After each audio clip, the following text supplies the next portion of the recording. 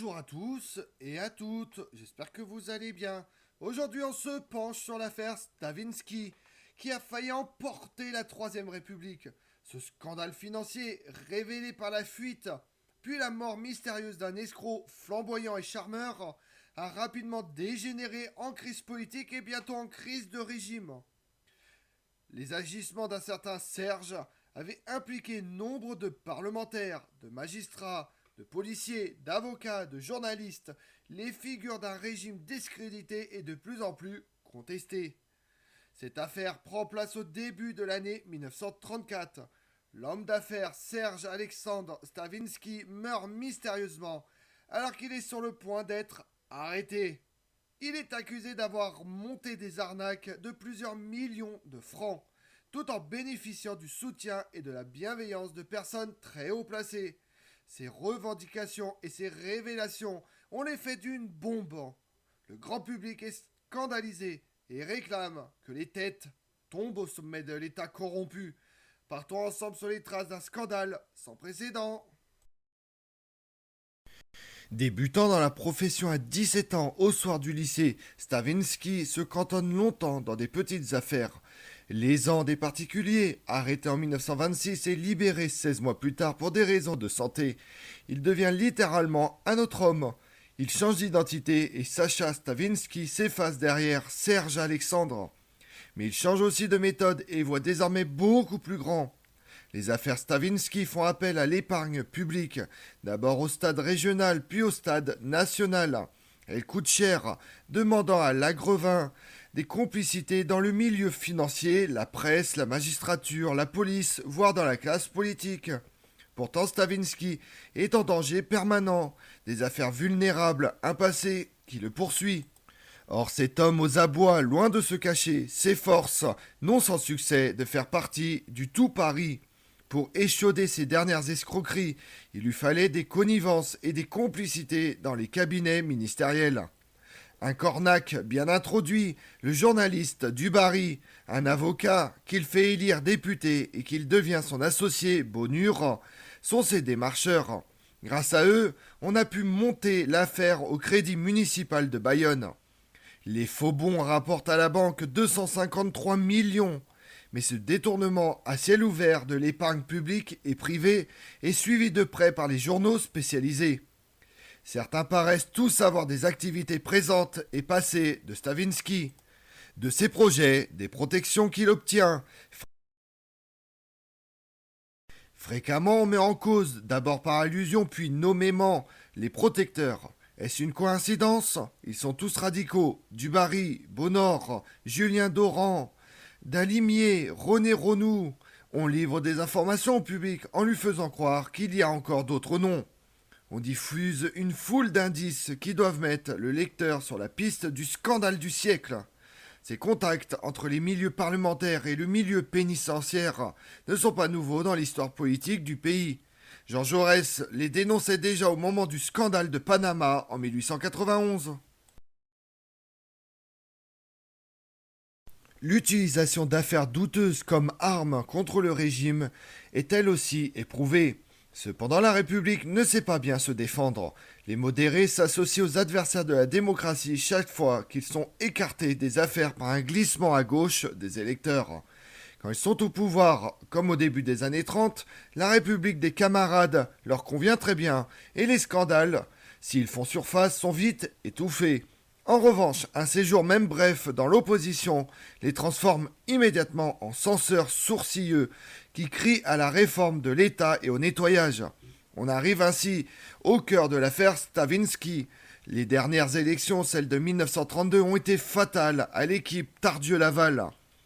Cette défaite est inattendue. Le bloc national avait eu la chance d'être au pouvoir pendant les 3 années où la France semblait être au milieu de la crise mondiale.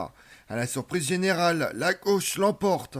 Les radicaux et leurs alliés gouvernent avec le soutien socialiste sous les menaces et les huées d'une opposition qui ne décolère pas d'avoir perdu.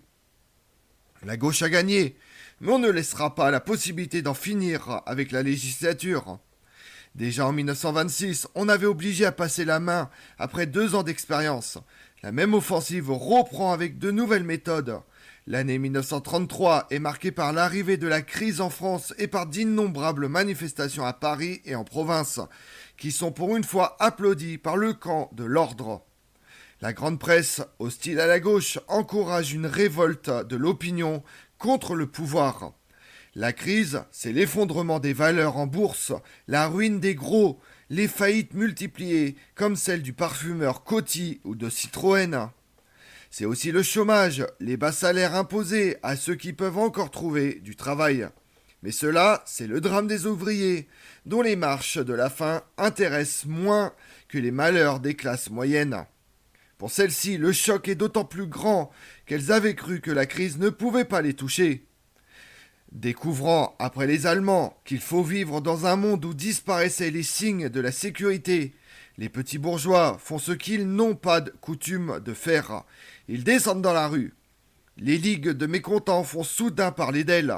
Elles reçoivent non seulement des centaines de milliers d'adhésions, mais aussi le soutien des bien-pensants de l'Académie aux princes de l'Église.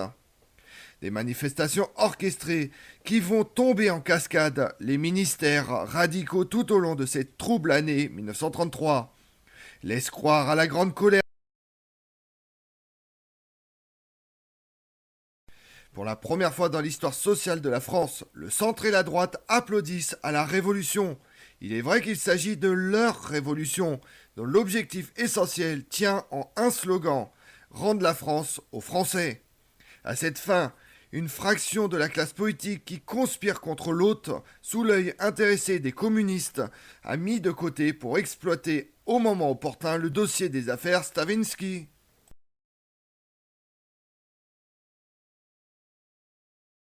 Dès 1930, la section financière du parquet général avait reçu l'ordre d'agir, Stavinsky était perdu. Mais en 1930, la valeur politique de l'affaire était nulle.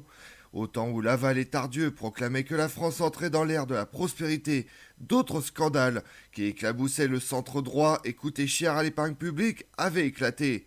L'affaire Oustric, l'affaire de l'aéropostale, le krach frauduleux du groupe Bouillot-Lafont. La presse en parle puis s'en désintéresse, entraînant avec elle une opinion blasée. Alors pourquoi ces pleins feux soudains sur le scandale Stavinsky? Ce scandale, dont parle le seul groupe des gens renseignés, mettrait en cause le haut personnel de la République. Mieux encore, il démontrerait à ceux qui en doutent que le régime est aux mains de la franc-maçonnerie et des juifs étrangers accueillis et introduits par on ne sait quelle complicité. Rochette ou Bouillon, Lafont, voilà des noms trop français. Ils ne font pas l'affaire. Stavinsky, cela sonne autrement, et comme on trouve, on cherche bien, quelques maçons parmi les intimes ou les protecteurs de l'escroc. Il n'en faut pas plus pour donner la collaboration nécessaire à la campagne qui s'amorce plusieurs mois avant l'éclatement du scandale. C'est la petite presse qui fabrique l'affaire Stavinsky en mélangeant le vrai et le faux, l'histoire et le roman. C'est elle encore qui va lancer la légende de la mafia protectrice des corrompus, prête à tuer ceux qui pourraient parler. La rumeur monte. Pendant ce temps, les battus des élections de 1932 poussent devant eux le troupeau des braves gens dont l'indignation est chauffée à blanc par des techniciens du désordre. Ceux-là ne veulent pas faire sauter le régime mais rentrer dans leurs meubles. Alors on fait donner les contribuables qui refusent de payer l'impôt, les commerçants qui abaissent leurs rideaux de fer et célèbrent la chute de Paul Boncourt en janvier 1933. Les anciens combattants qui exigent d'une seule voix la réévaluation de leur pension et le nettoyage de la Maison France. Les journaux réputés sérieux, du matin au temps, les hommes tranquilles et les sages de la République, comme Doumergue ou Laval, apportent leur caution à une entreprise subversive. Leur crédit n'est pas entamé. Une agitation de droite est toujours plus respectable et moins effrayante qu'une agitation de gauche. De janvier 1933 à février 1934, la France a eu le temps de s'habituer au désordre. On aura ainsi, en 13 mois, la peau de 4 ministères tombés sous les huées et les sarcasmes. Après Paul Boncourt, Daladier, après Daladier, Chanton, après Chanton, encore Daladier.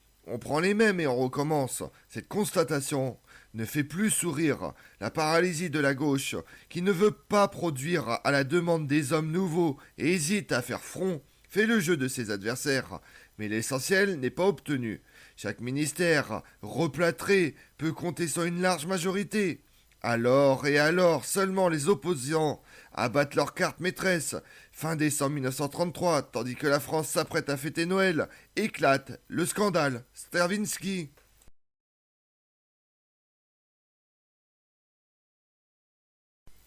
La caisse de l'escroc est vide, les faux bons de Bayonne deviennent dangereux et M. Alexandre n'a rien d'autre en train qui puisse rapporter.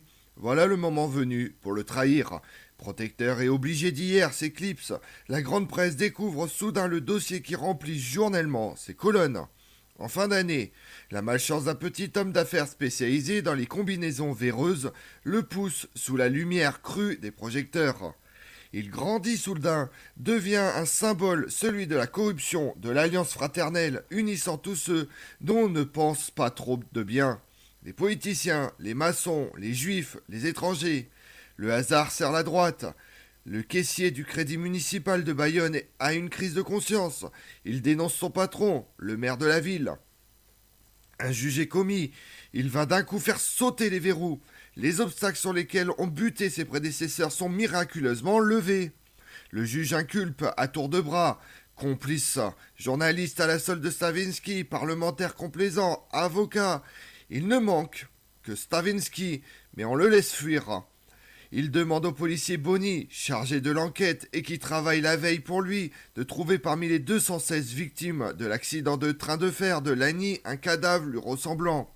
Rien à faire. Bonny a laissé tomber le patron. Il fait commerce de dossiers en sélectionnant les noms à divulguer et ceux à cacher. Il limite les risques en désignant à la grande presse les obligés de Stravinsky à la tête de petits journaux.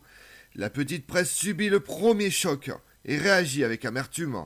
Quand la grande presse se décide à en parler, c'est de l'information. On cherche les chéquiers de Stravinsky, dérobés pendant l'instruction. On traque M. Alexandre. C'est lui que l'on retrouve d'abord dans le chalet où il s'est caché 8 jours sans tenter de gagner la Suisse.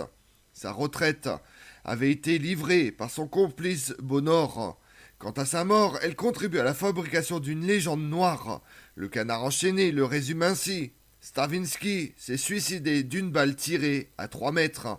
Qui était derrière M. Alexandre, le chef du parquet général? Par Pressard, on peut atteindre son beau-frère, Camille Chautemps, président du conseil en exercice. Camille le Blafard. Or, le 11 janvier 1934, Chautemps fait front aux assauts dit cette chose singulière.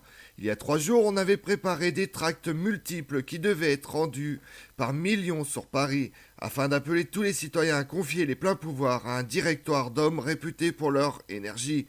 Les futurs directeurs auraient été Pierre-Étienne Flandin, André Tardieu, le général Végan et le préfet de police Jean Chiappe. Sauvé ce jour-là, Chautemps démissionne le 27 janvier 1934 sans avoir été renversé. La manœuvre d'intimidation réussie, majoritaire au Parlement et sans doute dans le pays, la gauche ne peut pas rester au pouvoir parce qu'elle donne l'impression de s'y accrocher illégalement. Malgré sa réputation d'énergie, le successeur de Chautemps, Daladier, tient un peu plus d'une semaine. Le scandale Stravinsky sert de prétexte à la manifestation du 6 février. Ferme devant l'émeute, Daladier capitule en apprenant qu'il y a eu des morts. Dans la nuit du 6 au 7 février, la droite surexcitée, le centre satisfait, l'extrême gauche ravie savoure un spectacle rare. La décomposition du personnel républicain. On croirait assister à la répétition générale du 10 juillet 1940. La République est en danger parce que ses défenseurs désignés ne veulent pas la défendre. Le chef de l'État lui-même, le morose Albert Lebrun, menace de démissionner si Daladier ne cède pas la place au successeur que Laval a trouvé, Gaston Doumergue. 6 ans avant l'écroulement de la Troisième République, la gauche doit s'effacer, avec le concours des anciens de la Grande Guerre et d'abord du plus respecté d'entre eux, le maréchal Pétain. Le gouvernement d'union nationale prétend rétablir la paix entre les Français. On avait craint à gauche une dictature de droite avec Végan, à droite une dictature de gauche avec Daladier. Le souriant Gastounet paraît sauver le régime.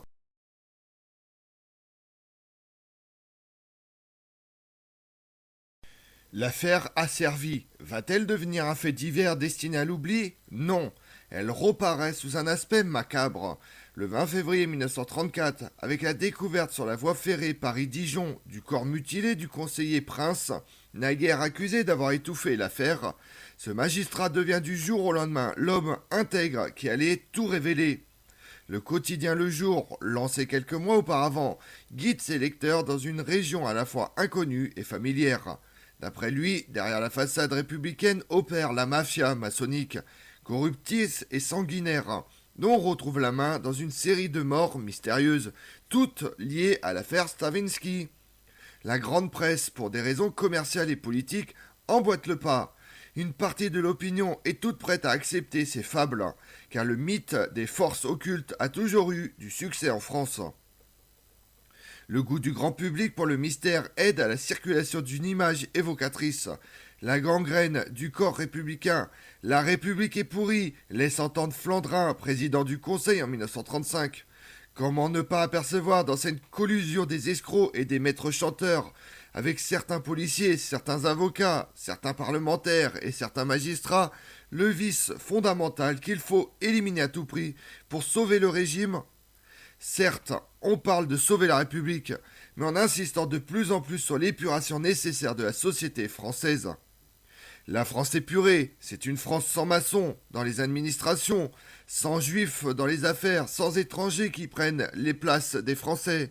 Cette hargne tournée contre les prétendus responsables du mal français s'exprime jusque dans le discours officiel. En 1939, Giraudot, symbole de l'esprit français, écrit dans Plein pouvoir ces lignes effrayantes. La France est devenue terre d'invasion. Entre chez nous, tous les expulsés, les inadaptés, les avides, les infirmes, sont entrés chez nous par une infiltration dont j'ai essayé en vain de trouver le secret. Des centaines de mille Ashkenazis échappés des ghettos polonais ou roumains, tous ces immigrés apportent avec eux l'action clandestine, la contusion, la corruption. Voilà où en est l'écrivain souriant que Daladier choisit en 1939 comme commissaire à l'information pour répondre à la propagande de Joseph Goebbels. Ce cheminement n'a rien d'exceptionnel.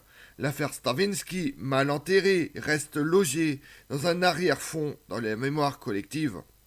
Parce qu'elle n'a pas répondu à l'attente des mécontents. À cause du Front populaire, elle n'avait pas débouché sur la grande épuration.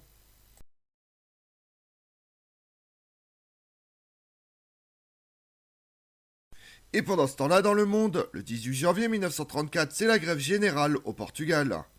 Le 26 janvier, la Pologne conclut un pacte de non-agression avec l'Allemagne. Le 12 au 14 février 1934, c'est la guerre civile autrichienne. Le 23 février, Léopold III succède à son père Albert Ier, roi des Belges, décédé accidentellement le 17 février à Marche-les-Dames. Le 20 avril, Himmler, chef des SS, prend la tête de la Gestapo. Le 14 juin 1934, c'est la première rencontre entre Adolf Hitler et Benito Mussolini à Venise. Du 29 au 30 juin, c'est la première nuit de la nuit des longs couteaux. Le 9 octobre, c'est l'assassinat d'Alexandre Ier de Yougoslavie à Marseille. Et le 20 octobre 1934, encerclés par les troupes de Chiang Kai-shek, les communistes abandonnent le Jiangxi. Début de la longue marche en Chine du Nord des armées communistes commandées par Mao Tse-tung, qui deviendra chef du Parti communiste chinois. Pendant cette marche, elle permet aux troupes communistes d'entrer en contact avec les paysans. Comme on l'a vu, le 9 janvier 1934, les Français apprennent la mort par balle de l'escroc Alexandre Stravinsky, dit le Beau Serge. Ils apprennent par la même occasion qu'il a compromis des élus dans ses arnaques financières. C'est le début d'une violente campagne anti-parlementaire qui va mettre en péril la République. Un coup de théâtre qui ébranle le régime parlementaire.